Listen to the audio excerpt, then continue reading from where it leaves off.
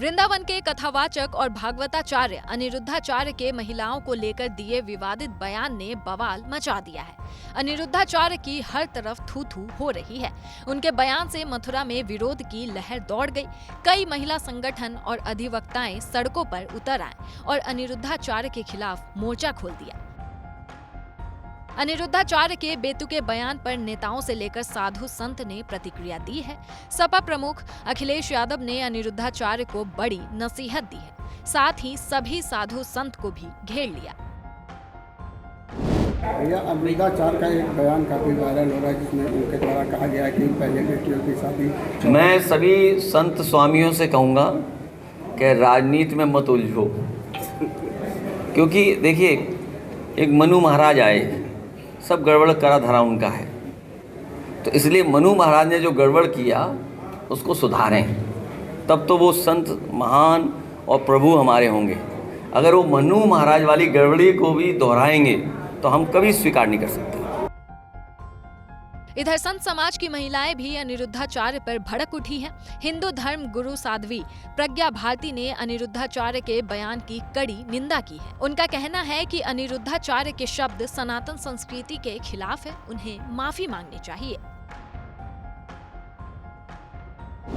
अनिरुद्धाचार्य जी का ये जो बयान आया है काफी पीड़ादायक है। भारत की बेटियों की, माताओं और बहनों की भावनाएं इससे आहत हुई हैं। अगर छोटी उम्र में बच्चियों की शादी कर दी जाएगी तो समाज में योगदान कैसे देंगी, आर्थिक स्वतंत्रता को कैसे प्राप्त करेंगी, आत्मनिर्भर कैसे बनेंगी। ये उनका बयान सनातन संस्कृति की आत्मा के विरुद्ध है और आपको माफी मांगनी चाहिए। आपको ये अपने शब्द वापस लेने चाहिए।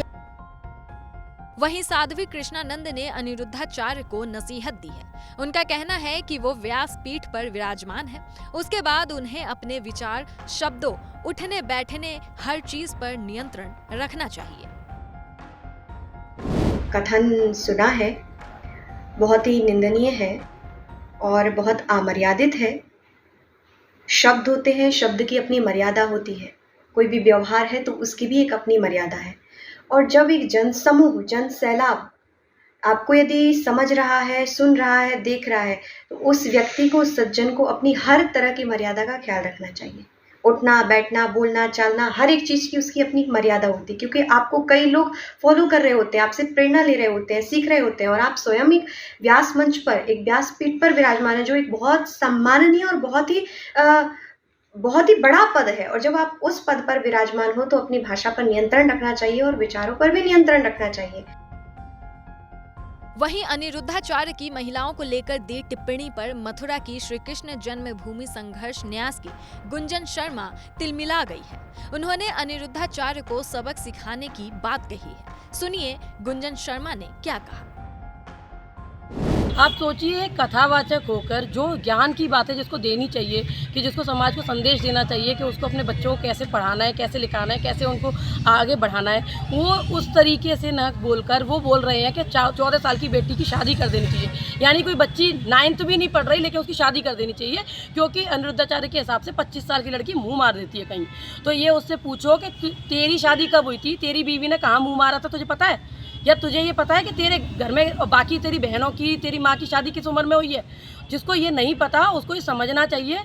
हमारी बहन बेटियों के बारे में कुछ भी कहेगा तो मैं बता रही हूँ, लोग कह रहे हैं उसके जूतों की माला पहनेगी, मैं माला भी नहीं पहनाऊंगी, मैं उसको जूता उसके मुंह पे मारूंगी।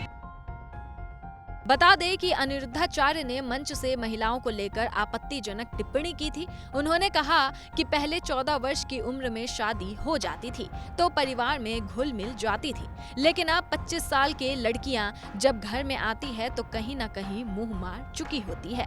हालांकि बताया जा रहा है कि अनिरुद्धाचार्य का ये बयान पुराना है लेकिन अब वायरल हो रहा है। अब सोचने वाली बात यह है कि समाज में संतों को मर्यादा स्थापित करनी होती है। ऐसे में वही जब खुद मर्यादा तोड़े तो समाज किससे उम्मीद रखे।